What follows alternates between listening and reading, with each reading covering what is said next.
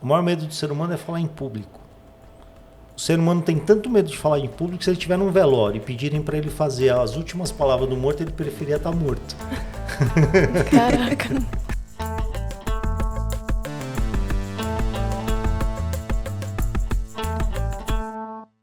Fala galera, tudo bem? Estamos começando mais um episódio no nosso podcast e como de costume, eu sou a Rafa. E eu sou a Agatha. Estamos com ele, que é educador físico, coautor do livro O Livro da Gratidão.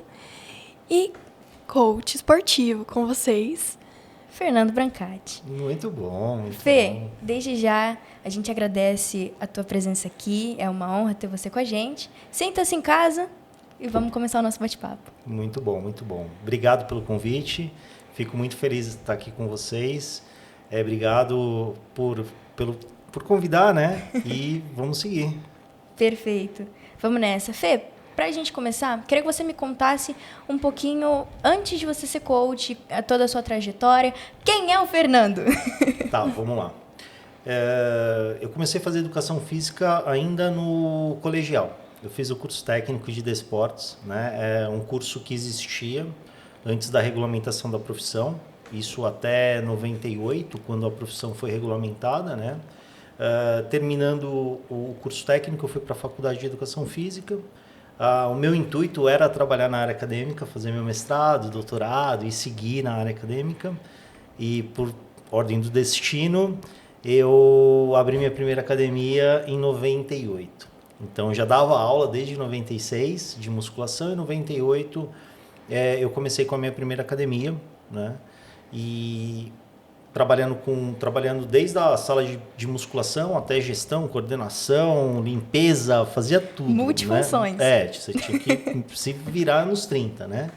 E, enfim, durante todo esse período eu tive no esporte de alto rendimento, tive na iniciação científica, trabalhando com pesquisa no laboratório da faculdade, tive em outros laboratórios convidados, fui fazer, depois da formação e especialização, trabalhei no alto rendimento, num clube de futsal, com preparação física, e chegou num determinado momento que eu comecei a perceber que o desenvolvimento humano era a chave da transformação das pessoas no modo geral. Inicialmente eu fui buscar para trabalhar com liderança, com a minha equipe, eu melhorar, eu me desenvolver. Isso algo em torno de 2010, alguma coisa. Estava começando a falar em programação neurolinguística no Brasil. E eu busquei justamente para trabalhar com as pessoas com quem eu trabalhava ali na academia. Depois de um tempo eu entendi que eu poderia aplicar isso também nos meus clientes. Os clientes de atividade física, né? Uhum. E eu comecei a trabalhar, né, a associar isso, o desenvolvimento humano, ao emagrecimento, né? Então foi uma jornada bastante grande ali no processo de emagrecimento, alguns produtos com mulheres, mulheres que gostariam de emagrecer, mas não queriam abrir mão de várias coisas e não conseguiam. E aí eu comecei a desenvolver esses programas, né? Nesse período, eu passei por uma transformação. Então, eu tive um problema na empresa, engordei 22 quilos, meu triglicérides chegou a 1.076. Eu estava literalmente uma bomba relógio, né? Prestes a explodir. E aí eu falei, se eu não consigo fazer o que eu falo com as outras pessoas, tem alguma coisa errada. E aí eu me aprofundei nesse processo do desenvolvimento humano. Logo depois, com base na minha experiência, eu fui convidado para trabalhar nessa área com esporte. Aí veio a questão da pandemia, voltei para onde me dava mais segurança, e aí por causa dos meus filhos, que são atletas, eu voltei para o esporte e voltei para dentro de clubes, né? E aí começaram, mas você fala sobre isso, eu vi que você fala, não dá para fazer uma palestra aqui na academia para os meus atletas, não dá para falar com meu filho, não dá para, como que eu faço para lidar com meu filho? Eu falei, peraí, eu acho que eu estou voltando, né? naquela minha essência de trabalhar no esporte, trabalhar com essa área do desenvolvimento humano e comecei a atender atletas. E aí, desde então, tenho aí, nessa jornada aí, uma galera que eu tenho contribuído aí para a área da Sim. competição.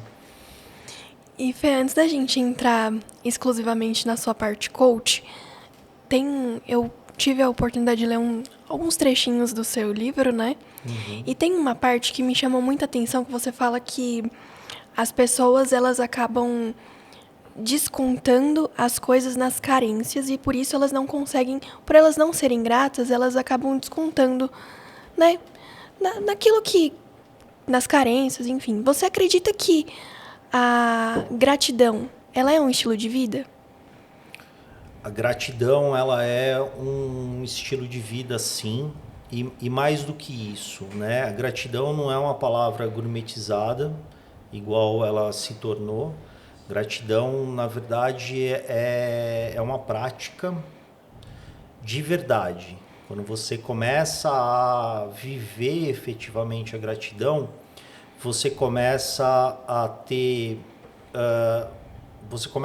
uma liberação de alguns neurotransmissores no nosso cérebro, e em especial a dopamina, que te aumenta o seu nível de prazer. Então, na verdade, a gente desconta os nossos comportamentos, os nossos vícios, são todos buscando prazeres imediatos. Então, quando eu tenho um vício alimentar, um vício na comida, eu estou buscando um prazer imediato. Muito provavelmente, eu vou ter uma dor tardia. Quando eu busco, por exemplo, uma rede social, hoje as redes sociais elas fazem parte de assim, na parte alta da lista dos principais vícios das pessoas. O ser humano hoje ele tem mais vício em redes sociais, pornografia e comida do que as próprias drogas ilícitas, né? Então, o que acontece? Os estudos mostram que quando você pratica gratidão, você tem uma ativação no seu cérebro na mesma área da cocaína. Caraca! Que é a mesma área ativada quando você consome açúcar. Entendi. Então, em especial, né, o livro fala muito sobre a gratidão e o emagrecimento. A pergunta era justamente essa, né? Uhum. Se existe uma relação entre gratidão e emagrecimento.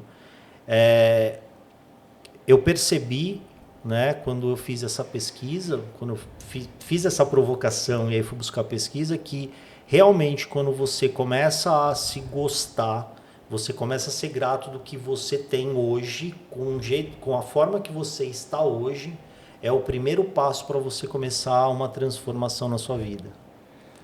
Cara, que incrível. E ainda falando sobre estilo de vida, eu vou puxar um tema porque eu não aguento, eu sou ansiosa.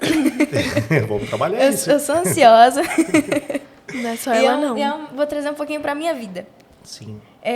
Trazendo para a área do esporte, a gente sabe, né, que tem toda a questão da dopamina, enfim. Sim.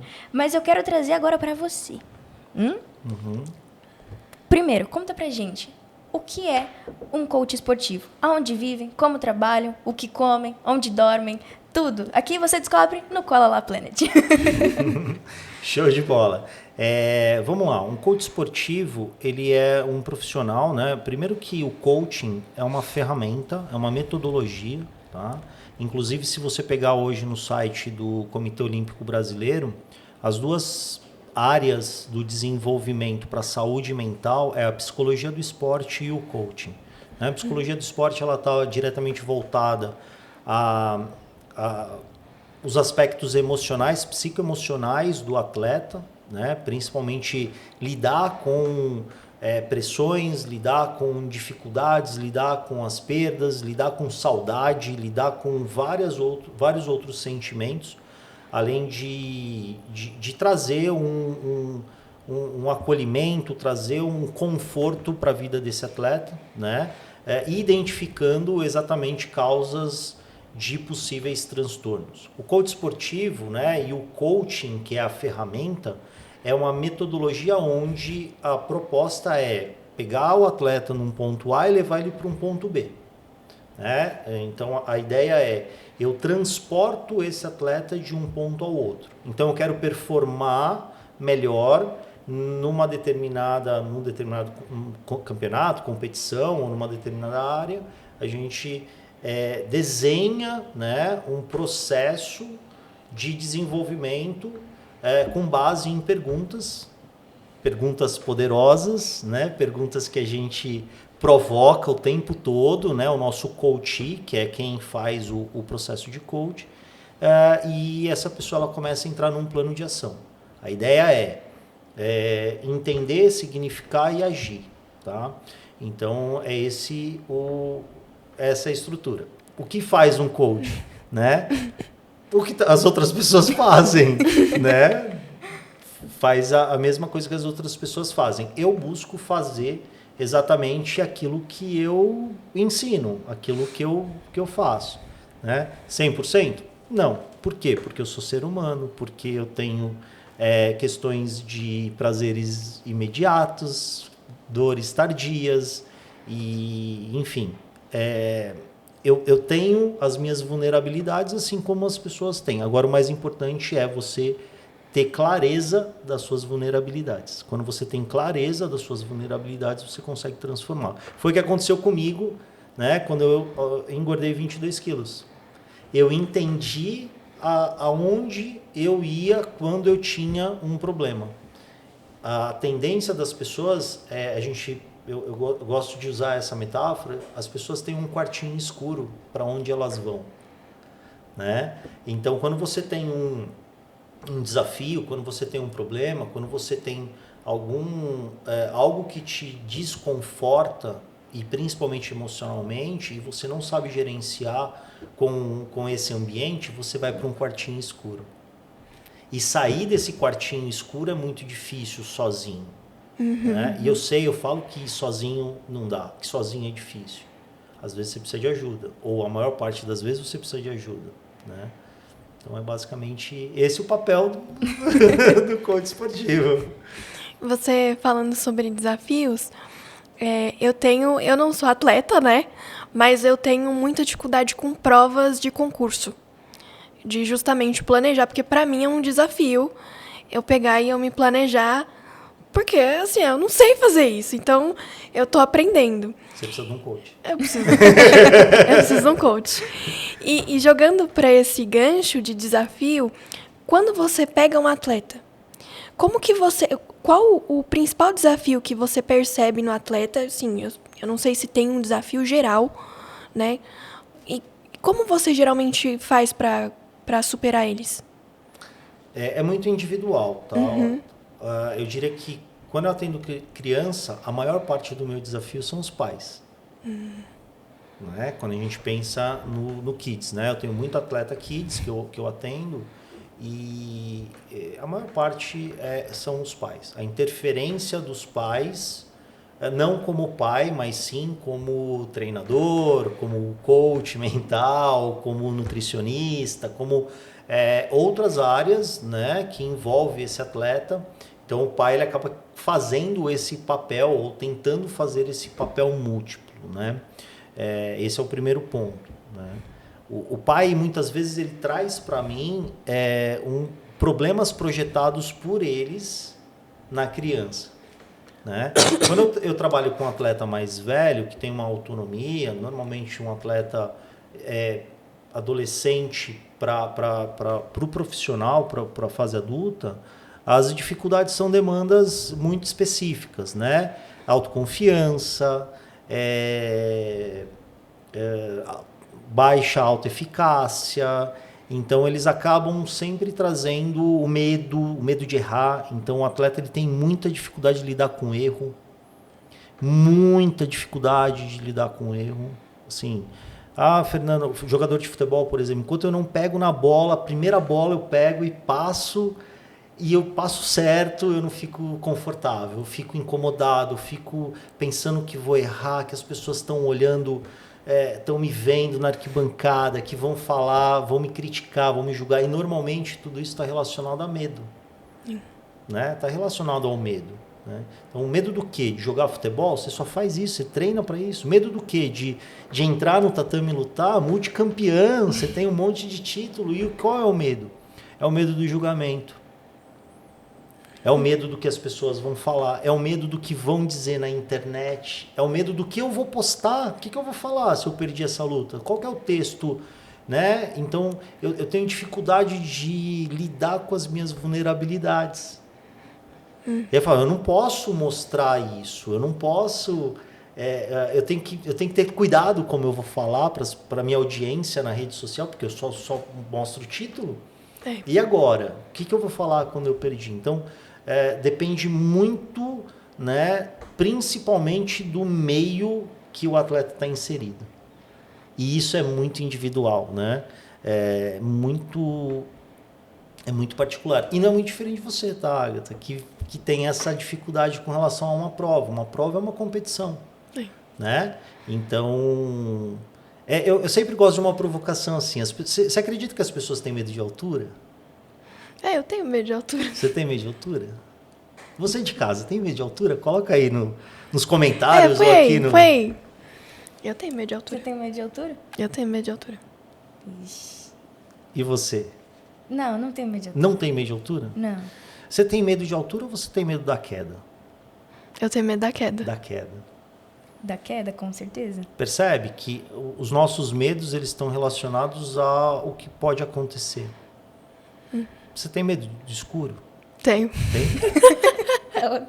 Ela dorme com a abajur. Eu durmo com a abajur ligada, eu tenho medo. Tem medo? Uhum.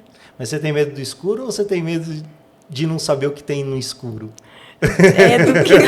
De não saber o que tem no escuro. Percebe isso? Que a gente dá um significado para as nossas emoções muitas vezes de forma dentro daquilo que a gente acredita, dentro de um modelo de mundo.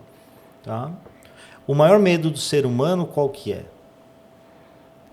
Não sei, de morrer? De morrer? Não sei. Medo da morte? O maior medo do ser humano é falar em público. O ser humano tem tanto medo de falar em público que se ele estiver num velório e pedirem para ele fazer as últimas palavras do morto, ele preferia estar morto. Caraca. Mas é verdade. Não é verdade? É verdade. Não é verdade? Sim. Quantas pessoas sentam aqui com vocês e ficam com medo de falar? E não está nem em público. Até a gente verdade, também. tá sendo pelo gravado. menos eu, às vezes eu fico um pouco, eu fico nervosa, né? Porque eu sei que aqui só vai estar nós três. Mas tem um monte de gente vendo. Quem vai ver depois, né? Entendeu? Exatamente.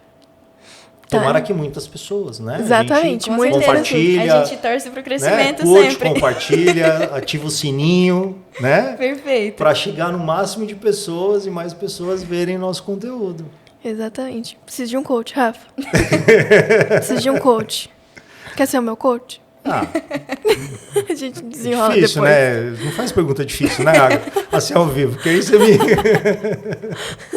você me deixa assim, tipo, como que eu falo? Em público assim, né? A gente desenrola depois. Dá pra cortar? Depois a gente conversa. Fê, uma coisa que a gente estava conversando foi sobre expectativas, onde muitas vezes a gente cria uma expectativa irreal.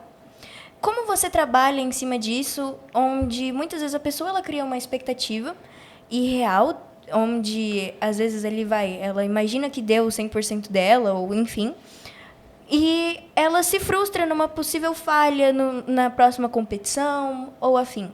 Como você trabalha o mental dela desse jeito? Tá, vamos lá. O nosso cérebro não entende a diferença entre real e imaginário. E já começa por aí. Então, se você pode visualizar e mentalizar, você pode executar. Tá?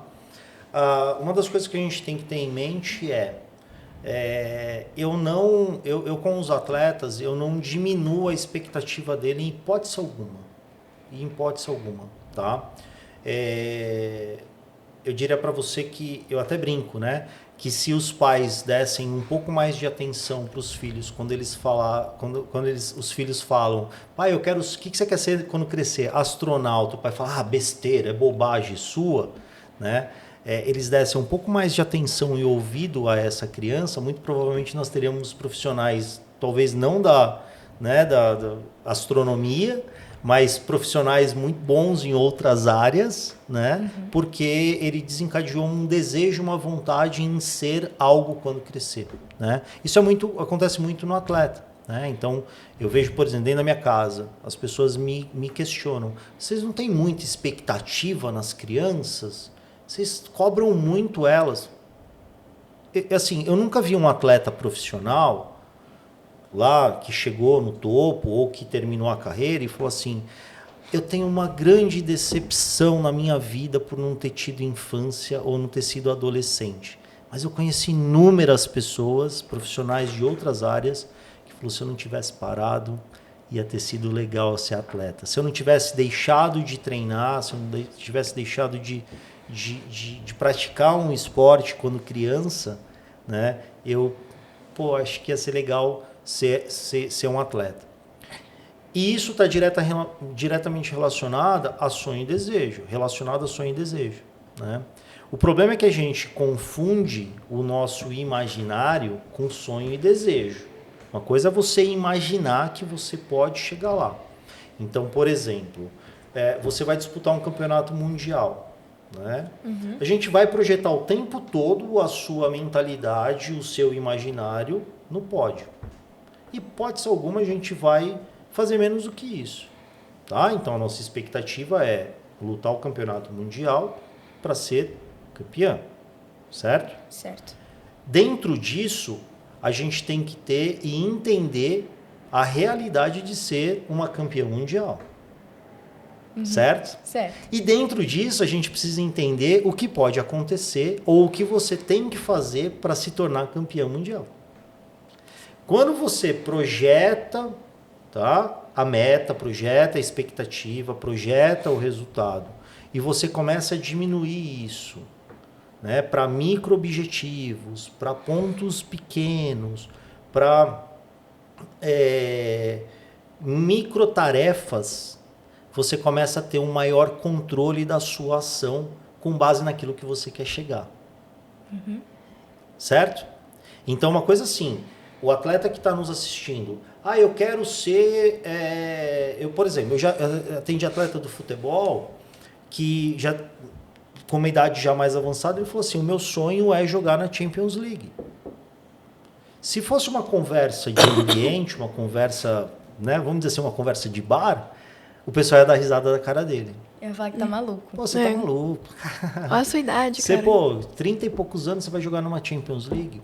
Só que se você diminuir a expectativa desse cara que é jogar numa...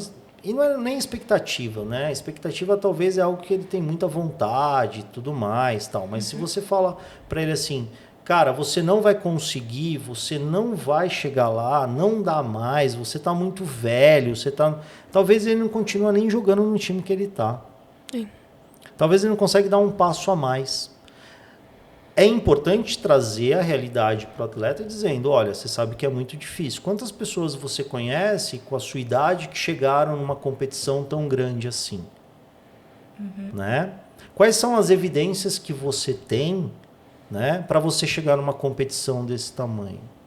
Né? Então, esse alinhamento, né, da própria expectativa faz com que o atleta ele tem uma melhor gestão sobre as demandas que ele tem, né? Agora, é garantido que você vai lutar um campeonato mundial e vai ser campeão mundial? Não. Mas não é impossível, certo? Perfeito. Então a gente está desenhando um processo para você chegar lá, né? Controlando todas as demandas e variáveis necessárias para você se tornar campeã. Então a gente vai dividir, né? Quem que é o atleta nos aspectos técnicos, pontos positivos, pontos a serem melhorados. Aspecto tático, melhorados e os que são bons, né? Aspecto físico. No físico, a gente faz uma subdivisão em físico, condicionamento, preparação, alimentação e sono. Aspecto mental, que são mentalidade, cognição, comportamentos e hábitos. E aí você começa a desenhar isso para que lá na frente o atleta ele tenha a percepção e ele consegue avaliar os erros com base naquilo que ele tem maior dificuldade ou tem maior domínio sobre as habilidades dele. Então, a gente não pode jogar simplesmente alimentar é mais ou menos assim, tá? A expectativa de um atleta é como se você jogasse um líquido de muita combustão num fogo, né? Ele ele explode, ele só que a hora que aquele líquido secar, se você não tiver, né, uma base, se você não tiver material, né, inflamável ali, né, principalmente que tem que queima, né, por mais tempo, ele vai apagar. Então é só um fogo. E aí, já falando respondendo um pouquinho da questão de coaching, né, a gente vê essa coachização do coaching do mundo. Que as pessoas, né, falam, você não deu certo em nada na vida, você é coach, não sei o quê. Nos Estados Unidos, por exemplo, coach é a figura que todo mundo tem. Do grande executivo até os grandes nomes do esporte. Inclusive, o coach foi criado, né, no esporte. Foi criado no esporte, né? Então, a gente vê um monte de frases motivacionais, de gente fazendo aquele monte de coisa para motivar as pessoas, né? E aí eu falei, papo de coach, né? Coach é uma metodologia séria, uma metodologia que tem um caminho, né? Então é basicamente isso, né? Agora tem ferramentas, né, Rafinha, Agatha? Tem um monte de ferramentas que você consegue criar uma ferramenta, por exemplo, entre a gente. O que faz sentido para você, né? Para você estudar melhor, para você performar melhor na sua área, o que faz sentido? Você usar para se organizar uma agenda, um aplicativo, um caderno, né? Um post-it na parede, uma cartolina, tá? Então não tem, em termos de ferramenta, não tem nada muito fixo, mas existem várias ferramentas para você fazer bons alinhamentos de expectativa. Perfeito. Ô Fê, falando em alinhamento de expectativa, a gente sabe que os atletas, eles, como vem as competições, eles ficam ansiosos, né? E ainda mais dependendo do grau, tipo assim, a pessoa tá na faixa preta, campeonato mundial, uma baita de uma pressão, uma baita de uma ansiedade. Como que você ajuda o atleta a enfrentar essa ansiedade pré-competição? Tá, vamos lá. Primeiro passo de tudo na vida de qualquer ser humano é entender,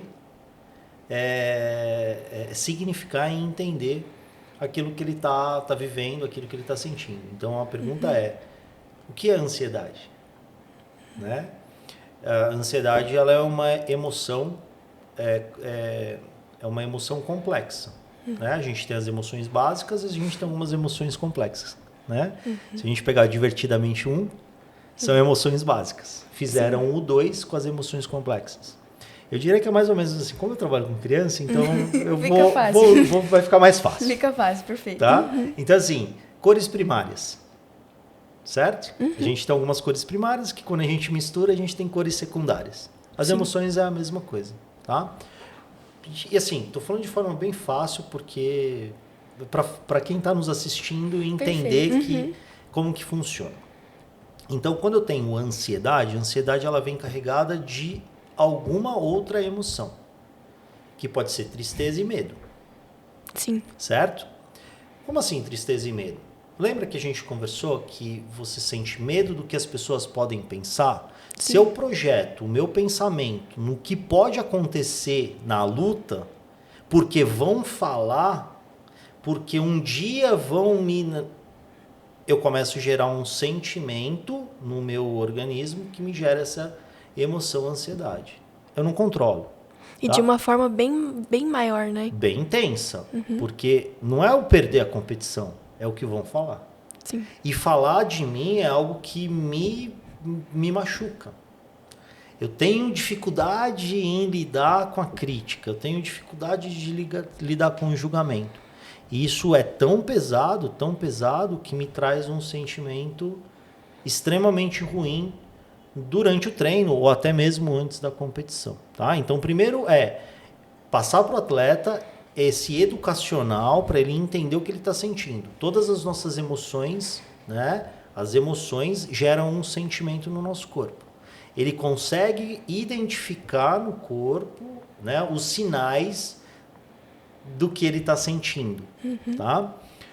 Feito isso, quando ele entende que ele está passando por um processo ou de medo, tristeza, e aí esse processo de angústia ou até mesmo a ansiedade propriamente dita, a gente começa a trabalhar com aquilo que ele tem maior dificuldade. Então, por exemplo, eu tenho dificuldade em autoconfiança. Uma das técnicas muito usadas é a autofala.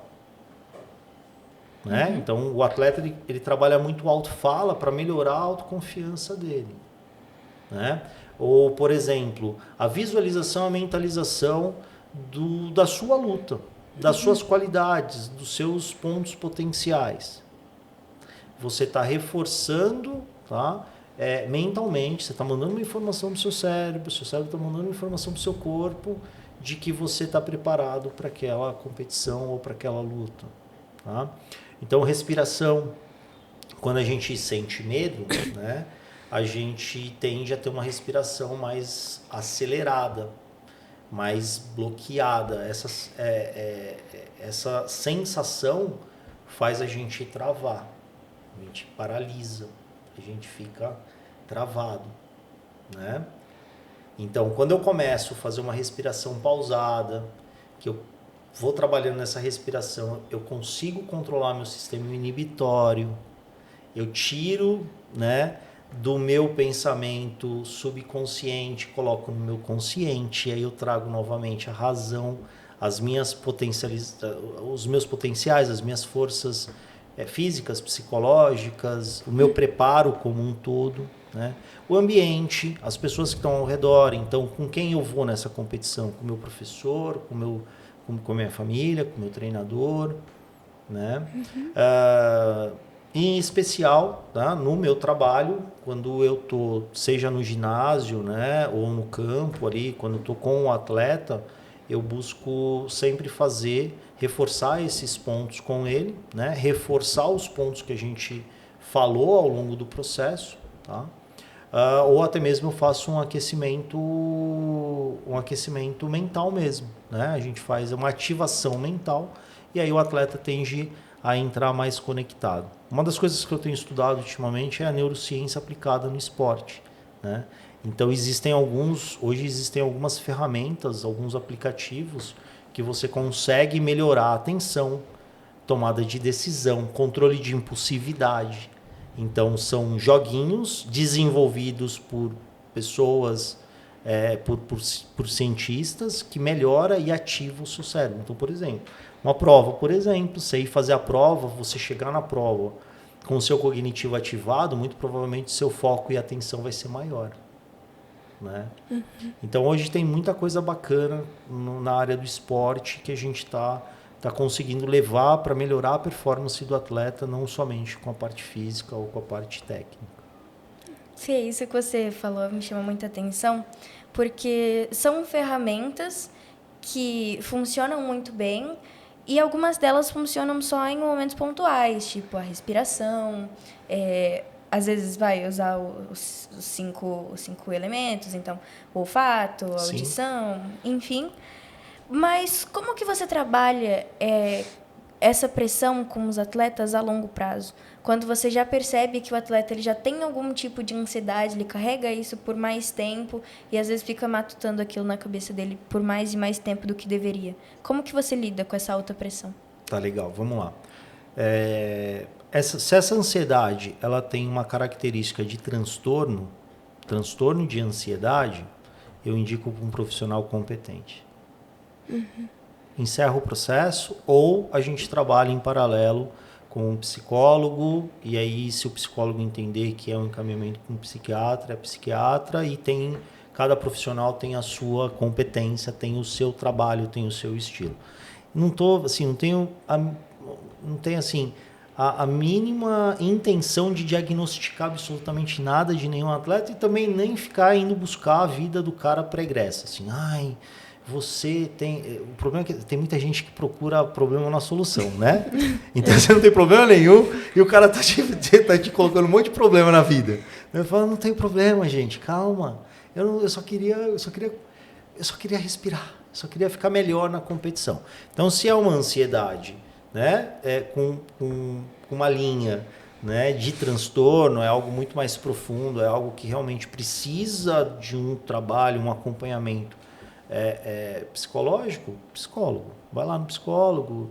E o inverso também, tá? Eu já tive muitas indicações de psicólogo, de atletas assim, de campeonatos grandes. Falei, cara, eu não estou conseguindo... Fernando, eu consegui equilibrar as emoções dele, desse atleta, eu consegui melhorar essas demandas, mas eu não consigo melhorar a performance, ele não está performando mais. Então, eu acredito que se a gente trabalhar junto, a gente vai construir um resultado muito grande. Tá? Se essa ansiedade ela é uma ansiedade caracterizada do ambiente, onde eu lido com pressão, eu tenho...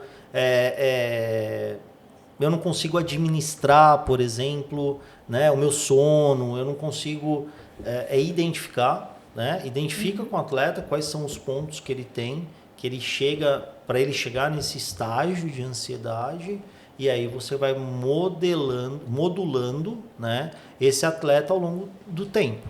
A questão é que, seja o trabalho psicoterapeuta, o trabalho de coach, o trabalho de mentoria, e eu acredito muito mais nesse viés da mentoria, nessa linha de mentoria, onde eu todo com o atleta o tempo todo desenvolvendo ali com ele, né, as características dele, a gente vai trabalhando igual um treinamento físico. Tá? Uhum. Tem dificuldade em dormir? Legal, então vamos melhorar o sono. Tá? O que a gente vai fazer para melhorar o sono? Técnica. Tem rotina de dormir, rotina de acordar, né? Tem ativações, tem desacelerações. Então você tem que entender o modelo também, né? O modelo de vida, o ambiente que esse atleta ele vive, o contexto que ele está inserido. E aí você vai aplicando ferramentas ou aplicando técnicas ao longo do processo em conjunto com toda a demanda que ele tem de trabalho, né? Então, não tem uma fórmula, tá? Talvez assim, as pessoas estão querendo... O que eu faço então? Assim, respira, tá? Respiração pausada, em via de regra, para ficar fácil a sua vida. Respiração pausada, em via de regra, para diminuir esse sistema inibitório impulsivo seu, diminuir a sua rigidez, porque a ansiedade tem característica de medo. Medo é um mecanismo de luta e fuga. Quando você tem um mecanismo de luta e fuga, você cria maior rigidez no organismo, né? Você diminui a sua eficácia, diminuindo a sua eficácia, você trava no meio da competição. Por isso que as pessoas falam assim, Fernando, no caso do jiu-jitsu, eu sou assim, leão de treino e gatinho de competição. Por quê? Porque aumentou o seu nível de cortisol, aumentando o nível de cortisol, aumenta a adrenalina, aumenta a rigidez muscular por causa do mecanismo de luta e fuga. Então, assim, quando eu sinto medo, o que o meu organismo faz? Ou você vai lutar ou você vai fugir. Eu tenho que te preparar para isso. Então, eu começo a ter uma descarga muito grande, né, de alguns hormônios, de algumas... eu começo a excretar algumas enzimas, alguns hormônios, enfim. E aí, quando eu libero o cortisol, eu diminuo a insulina, aumento adrenalina, porque eu preciso ou lutar ou fugir. Por isso que a gente aumenta a pupila, por isso que a gente fica rígido, porque a gente trava o corpo, a gente treme as pernas, né? Arrepia pelo, dá batimento, frequência cardíaca aumenta muito, porque é um estado de ameaça. E se eu estou sendo ameaçado, eu tenho que lutar. Isso gera ansiedade, porque eu penso no resultado futuro. E pensando no resultado futuro, eu falo, e se não der certo, o que vai acontecer? E aí eu travo. E aí as pessoas têm um terceiro ponto do medo, que é ou lutar, ou fugir, ou congelar, ou paralisar, ou travar, né? E aí eu travo. E eu não consigo render. Então, basicamente, né, o que as pessoas vão falar, mas e o que eu faço? Respiração pausada, respira, tá? pausadamente, normalmente inspirando pelo nariz, expirando pela boca, tá bom? Visualiza o seu, né, se visualiza no jogo. Eu gosto no jogo, na luta, enfim, eu gosto de usar algumas técnicas de visualização, ou em primeira pessoa, ou em segunda pessoa, dependendo, né, do momento desse atleta. E eu creio que é basicamente isso. Tem alguns atletas que lidam muito bem com música, tá? Tem atleta que gosta de música, tem atleta que se incomoda, por exemplo, no caso do jiu-jitsu, eu já atendi atleta que se incomoda com conversas paralelas, mas não gosta de ouvir música, e uma das estratégias que a gente usou foi: coloca o fone de ouvido desligado e vai para a área de concentração, que ninguém te enche o saco. Perfeito, ninguém vai falar com ele. Exatamente, mas também não está ouvindo música. Então, Sim. assim, não dá, não existe, né? Então, assim, você está procurando aí alguma coisa para resolver a sua ansiedade, ou procura no Instagram o Fê Brancati. Perfeito. Fê, você falando sobre o desenvolvimento mental, você acredita que o desenvolvimento mental ele é mais importante ou ele é paralelo ao desenvolvimento físico para o atleta, em grau de importância? Eu trabalho com os dois, então não acredito que um atleta completo ele tem que lidar com todas as áreas da vida dele com um grau de importância alto. O nível de exigência e excelência de um atleta tem que ser alto. Então não é com o mental, não é o físico, é o grau de exigência. Assim, é o paralelo, né? É o arrumar a cama. Se ele for exigente arrumando a cama dele, ele vai ser exigente com o treino, com a performance, com o campeonato. Então, você pegar o Bolt, por exemplo, e falar: cara, eu treino 4 anos incansavelmente para correr 9 segundos e 56. Então, assim, é muito tempo, é muito esforço, é muito trabalho, é muita dedicação, né, teoricamente, para muito pouco. A gente está falando do medalhista olímpico que tem um recorde que vai ficar por muito tempo, né? Mas eu não vejo nada mais importante. O que eu vejo é um trabalho conjunto. Em alguns momentos, o físico é mais importante do que o mental. Então, no treinamento, você trabalha 100% físico ou 90% físico. Então, durante o treino, é físico. Você trabalha 10% mental, que é para você ir além, para você resistir a mais uma série, resistir a mais um ponto, resistir a mais mais um rola, mais um pênalti batido, mais uma defesa a mais, um saque a mais, um toque a mais, enfim, dependendo do esporte que você pratica, ter essa resiliência de continuar, né? Mas na competição, o físico e o técnico, você já construiu. Não é na hora da competição que você vai construir o físico. Você tem que pôr em prática aquilo que você aprendeu. E para colocar em prática, aí sim, na competição, eu acredito que o mais... hoje, o que pega mais na vida de um atleta, sem dúvida, é o mental. Então, acho que inverte, né? Então, durante o treinamento físico, técnico, tático, é muito forte. O mental serve para você dar continuidade, mas na competição o mental acho que fala mais alto. Tá? Tem que trabalhar os dois, tem que entender que é importante aquelas áreas que eu falei no começo. Então, técnico, tático, físico e o mental. E tem uma quinta que eu não abordo com todo mundo, porque as pessoas talvez não entendem ou não estão preparadas para discutir isso, que é uma área espiritual. Que não tem nada a ver com religião, cada um tem a sua, eu respeito, mas gratidão está dentro dessa área espiritual. E aí eu entendo que a área espiritual, ela está diretamente relacionada à fé, esperança, perseverança, né? Lidar com essas questões, né, de processo, sabe? De passar pelo processo para viver a promessa. Sim. Né? Mas nem todo mundo, né? Com criança eu já não abordo, justamente porque a família tem uma estrutura. Eu não acho que ninguém externo tem que interferir em aspectos, né, culturais de uma família, tá? Tem que respeitar isso, né? E quando adulto, se tem essa permissão, você você acha legal, tal. Existem alguns estudos que melhoram o seu nível de perdão, por exemplo, seu nível de gratidão, seu nível de fé e esperança. E aí a gente, se você entender que faz sentido na sua vida, a gente aborda esse tema, a gente aborda esses assuntos. Se não fizer sentido, também está tudo bem. Se concentra muito forte nos 4, mantém, né, a sua espiritualidade em dia e está tudo bem. E a questão da resiliência eu acho muito importante. Eu estava até comentando com a Rafa esses dias. Inclusive no carro a gente estava comentando que muito se fala de constância. O atleta ele tem que ter essa constância. Só que, por exemplo, eu não sou atleta. Então eu não tenho, por exemplo, a mesma constância que ela em algumas coisas. Principalmente, eu digo, na academia, né? Mas eu acredito que constância não é você fazer todo dia 100%. Mas é você fazer todo dia o seu melhor. Mesmo que, tipo assim, poxa, hoje eu não consigo fazer 100%, eu só consigo dar 80%. Tá bom, dá os 80%, mas dá, entendeu? Então, acho que isso é muito... Eu acho que entra muito na questão da resiliência que você falou. O atleta, ele precisa ter isso, né? Eu discordo parcialmente. Tá bom. Isso aí é... Mas eu concordo. Tá bom, a gente concorda discordando um Exatamente. pouquinho. Eu Não. concordo ao discordar. Exatamente. Eu concordo, discordar mas aí a gente vai falar de novo da expectativa, né?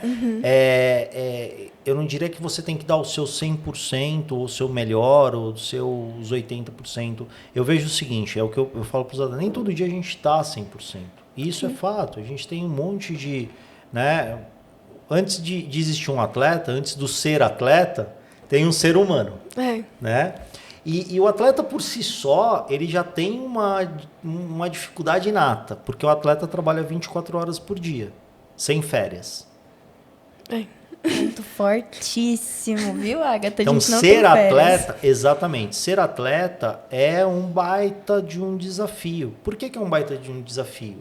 Porque se você dormir até um pouco mais tarde e você ficar com o seu corpo preguiçoso, você faz a sua atividade profissional, sua atividade cotidiana em velocidade menor, né? Se você sair lá, comer uma besteirinha, né? Você que está em casa, vai no happy hour, toma lá um negocinho, tal, não sei o quê, volta para casa de Uber, não dirige, né? Se beber não dirige. Se beber não dirige.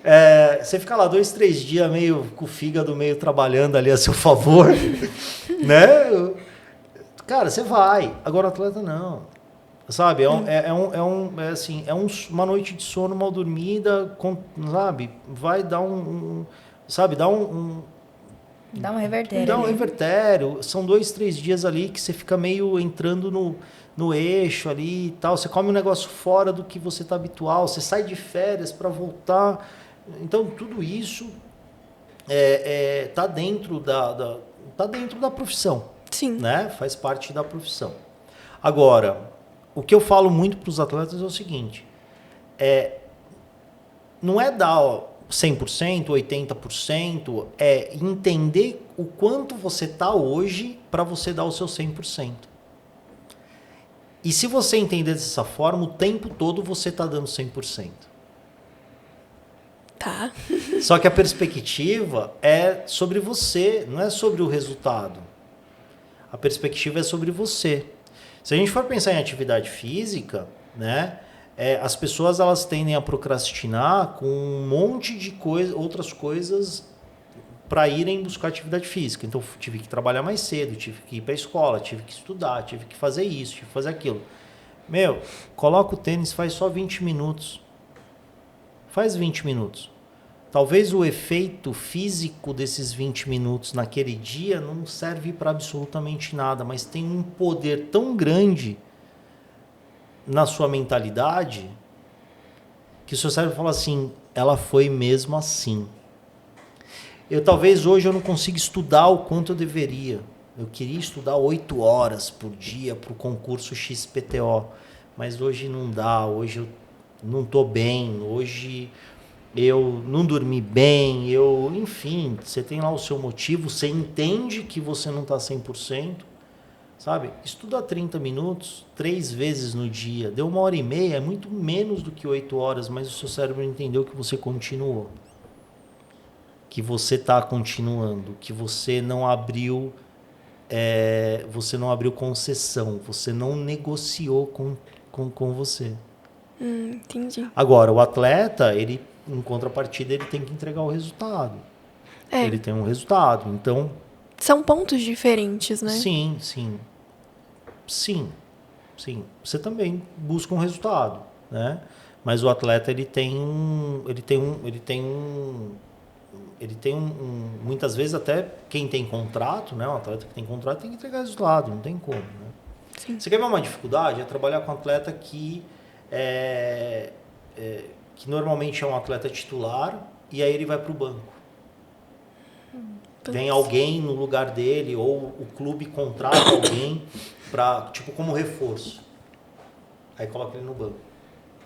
Aí é muito comum, né, no modo geral, muito comum a gente perceber o seguinte: bom, já que eu estou no banco e o cara me sacou, falando no dito do futebol, né, em especial, eu vou ficar só no pedalinho, vou ficar só tocando bola, vou ficar só no...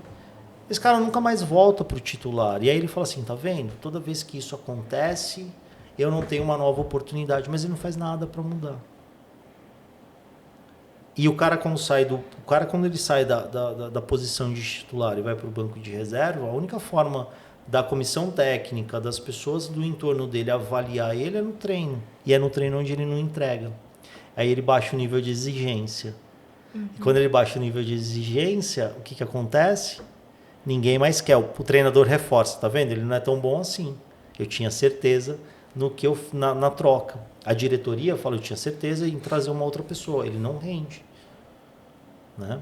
Então, se manter o tempo todo em constância, o tempo todo fazendo, executando, é muito importante. E aí você analisa. Hoje eu não estou 80%, mas eu dei o meu 100%. Né? Então, 100% de 80% é muito mais do que você dar 80% que foi o seu máximo.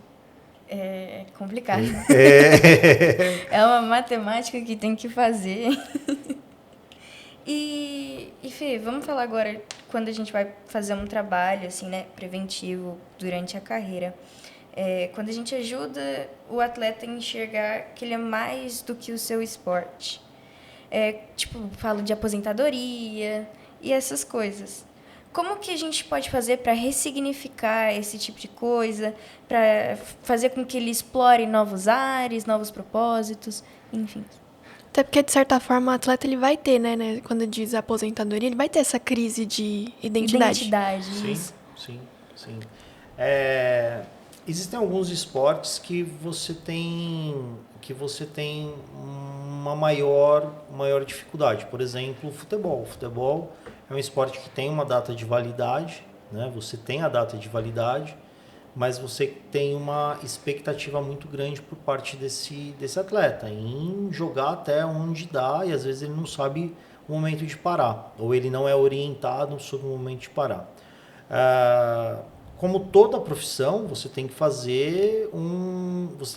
criar uma estrutura, né, de transição. Como qualquer outra profissão, você vai ter que construir, né, um caixa de reserva, você vai ter que entender que lá na frente você vai diminuir o seu ritmo de treino, a sua exigência, a sua obrigação. Eu não acredito que seja um assunto que você tem que ficar colocando ou pontuando ele num processo durante a carreira dele. É importante falar, é importante ele ter clareza sobre isso, mas eu acredito que tem um momento certo de você fazer isso quando talvez a performance dele diminuir, quando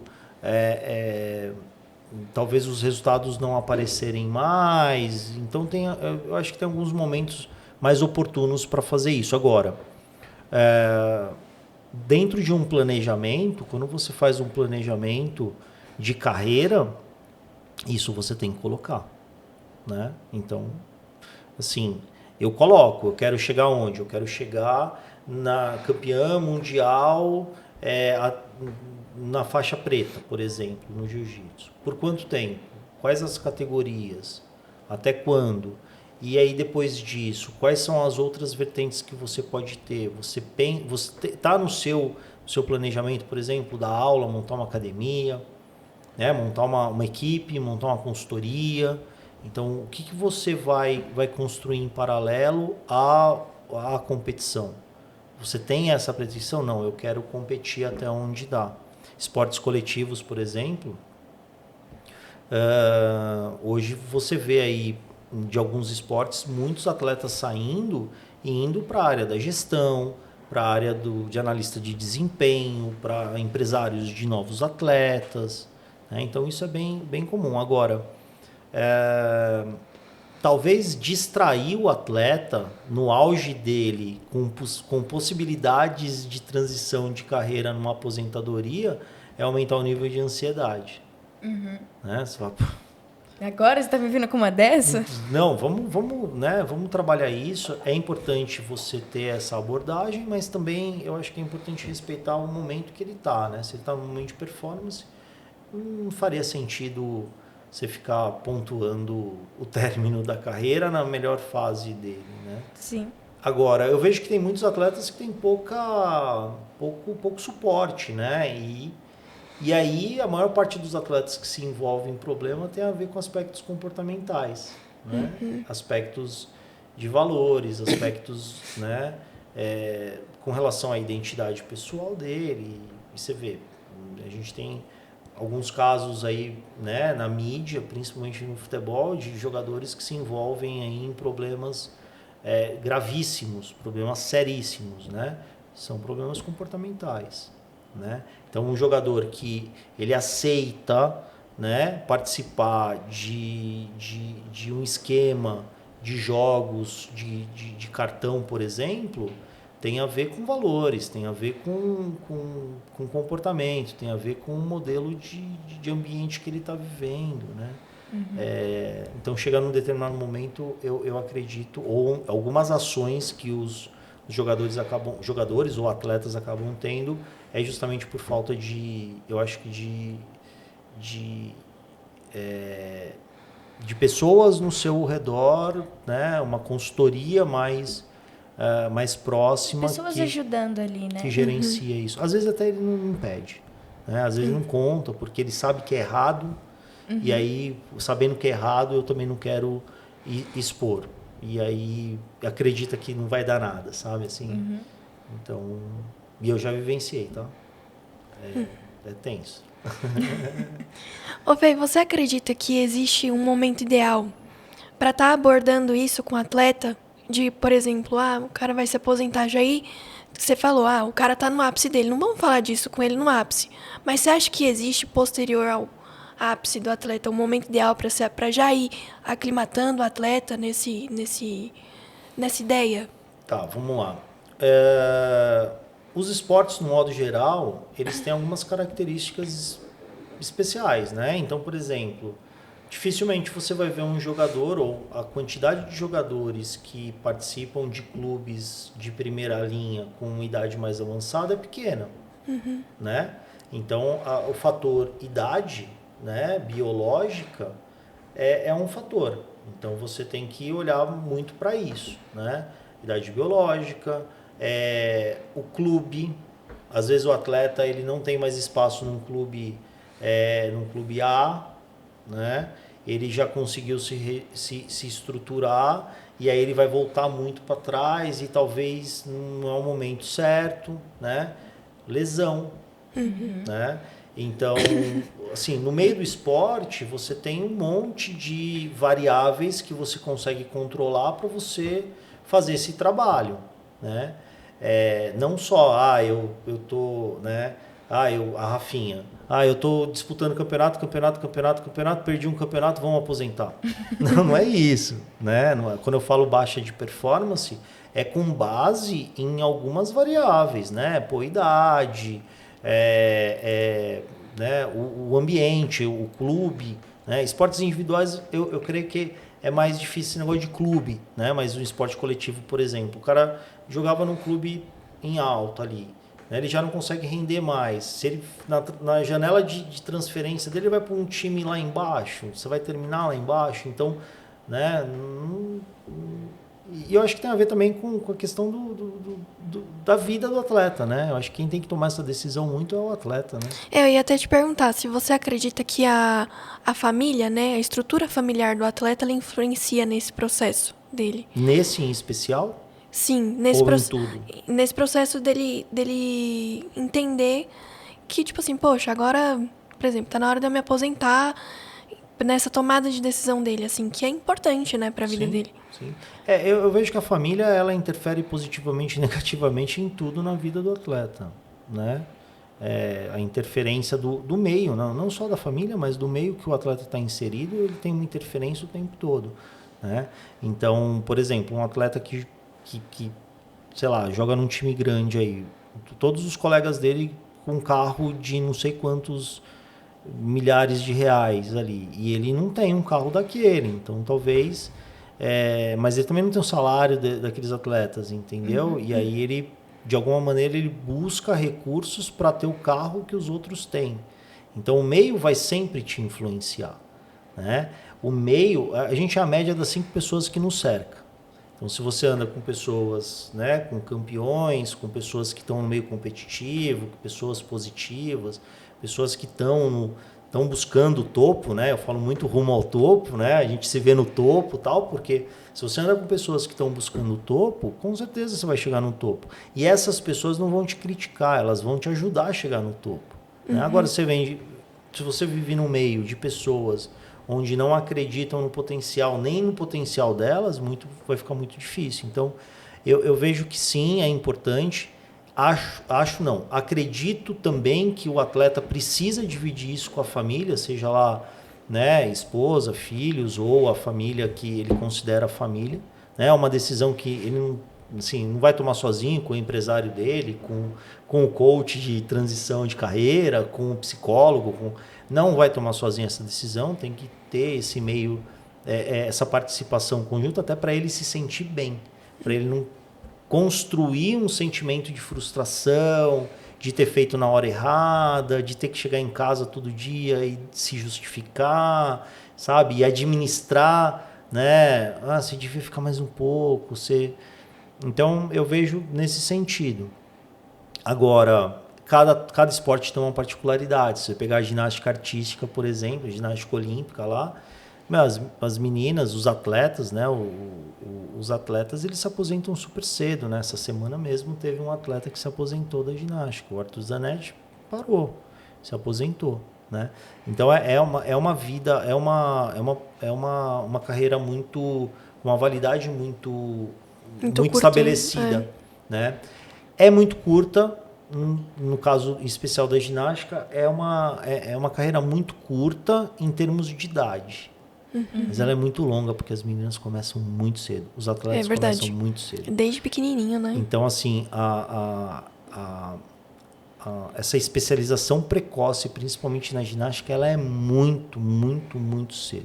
Muito cedo. É o que a gente está vivendo no jiu-jitsu, né? Sim, verdade. Então, você pegar, por exemplo, domingo agora, né? A gente tá gravando, eu não sei quando vai parar, mas a gente está gravando, né?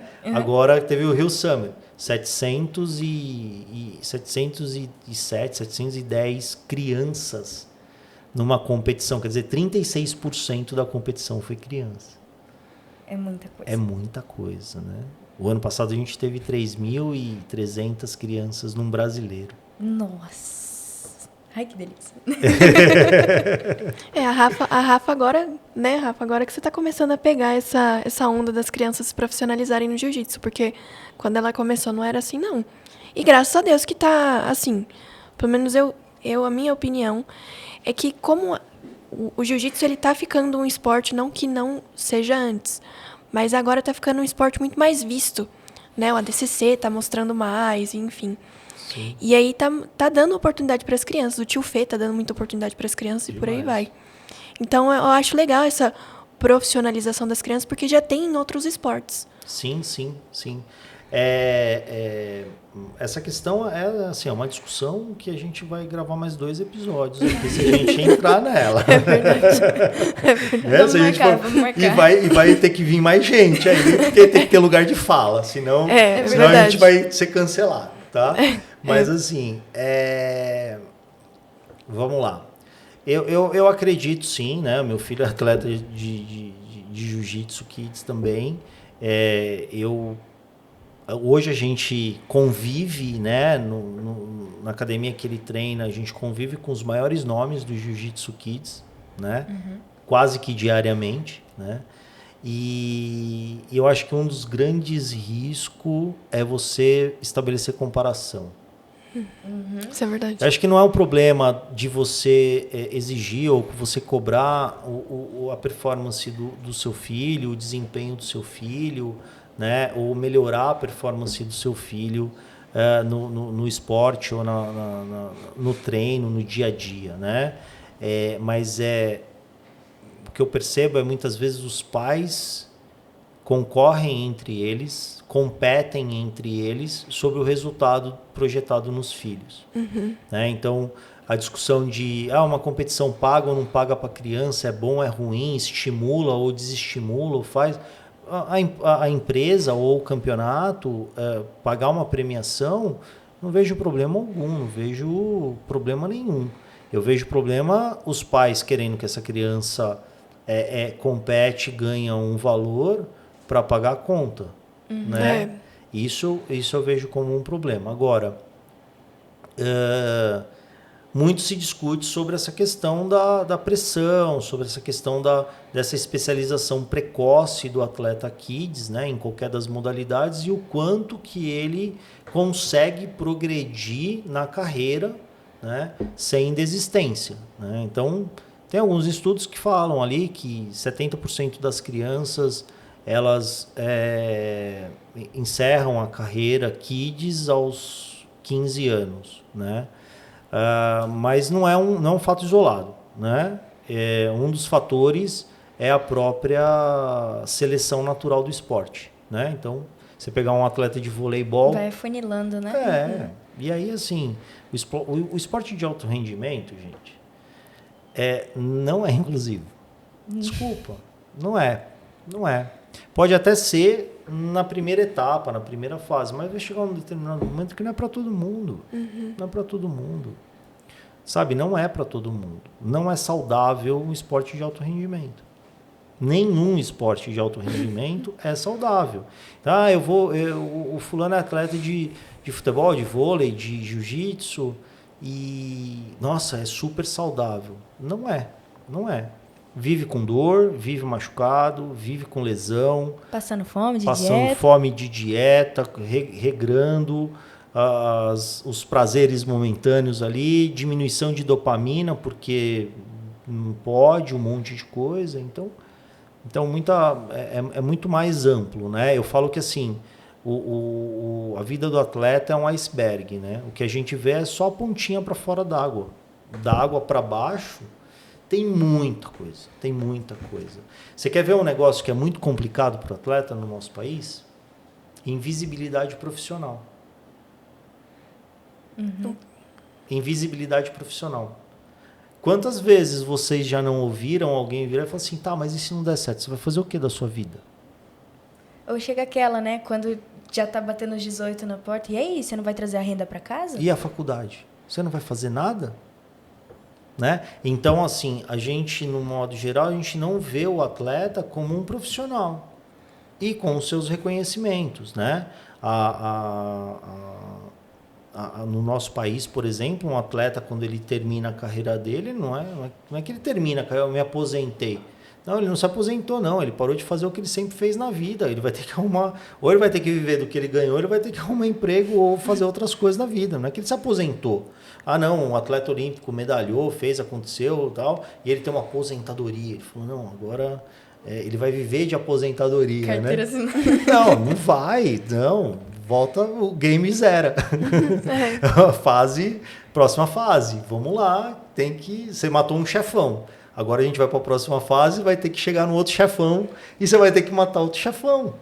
Né? Isso. Então, assim, essa invisibilidade profissional ela é muito grande na vida do atleta. Desde da base, né? Do esporte de base ali, até o esporte olímpico, o esporte de altíssimo rendimento. E pros... Ah, você ia falar? A gente tá conectada A aí. gente tá conectada hoje. Eu ia falar que eu acho que pros meninos é um pouco mais difícil, né? Porque, querendo ou não, dentro de casa tem aquela pressão pro menino trabalhar primeiro, trazer a renda pra casa, ajudar. Que pra gente, querendo ou não, pra nós mulheres é um pouco menos, tem um pouco menos essa pressão, né? Nos 18 anos. E quando se é atleta, a família não entende isso, porque a princípio você só vai gastar Sim, para que depois, mais para frente, você tenha esse retorno. sim, sim. Então é muito sobre isso que você disse. E eu vou mais além, né? Você tem uma pressão inconsciente muito grande, principalmente quando a família investe tudo nele, e principalmente na criança, né? Então, assim, a família vende posse, a família, sabe, pega empréstimo para fazer uma viagem, sabe, vou vender o carro para ele lutar o europeu, por exemplo. Como assim, gente? Sabe? Você está projetando E tá só caminhando. o carro da sua família para ele lutar. Qual é a responsabilidade que essa criança, ou esse adolescente, ou esse adulto que seja, tem quando ele tem isso? Pô, eu estou me desfazendo de algo que não vai me trazer retorno. Sim. Sabe? Não vai me trazer um retorno. Obviamente que a gente tem alguns atletas com muita exceção ali, que Sim. hoje já vivem do esporte Sim. basicamente 100%. As viagens, desde as viagens até o salário em si, né? Sim.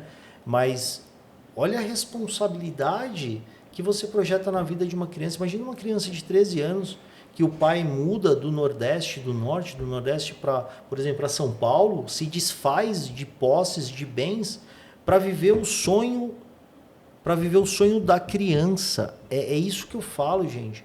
Você não pode viver o sonho da criança, né? Eu, como pai de atleta, eu bato isso na... Eu não vivo o sonho dos meus filhos. Eu vivo o sonho com eles. Perfeito. Mas eu não vivo o sonho deles.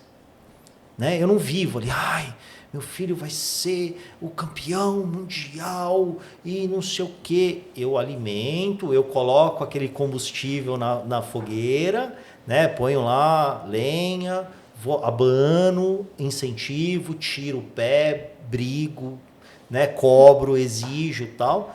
Mas assim, se daqui a pouco falar não quero mais, por que não quer? Senta aqui, vamos conversar para entender isso. Se você me entregar, né, motivos palpáveis para isso acontecer, a gente vai construir essa transição. A gente vai, porque você tem muita vontade, você parou, tem alguma coisa errada. Então, talvez tá sendo desenvolvido ali algum problema, talvez psicoemocional, talvez comportamental, talvez até do ambiente de treino ali, o atleta está saindo, por exemplo, adolescência. A criança fica adolescente, quer sair, quer curtir, quer se divertir, é difícil pra caramba você, sabe, você abrir mão, falar, não posso, tenho treino. Vamos? Não posso, eu tenho treino. Gente, eu preciso ir embora porque eu vou dormir, que eu tenho treino, né? Ou você tá numa festa, come uma coxinha, não, obrigado, tô de dieta, eu luto amanhã. Né? E aí, assim, o que acontece? As pessoas começam a se distanciar de você. Fala, nem convido mais ela. Pô, tá sempre viajando, tá nunca sempre lutando. pode. Nunca não sei o quê. E, cara, ninguém te respeita. Cara, não tem um amigo que você tá num happy hour que você fala assim, gente, eu preciso ir embora que eu vou dormir cedo. O cara fala, valeu, tchau, valeu. Ó, tô torcendo por você. Ó, muda de mesa, vai embora então, né?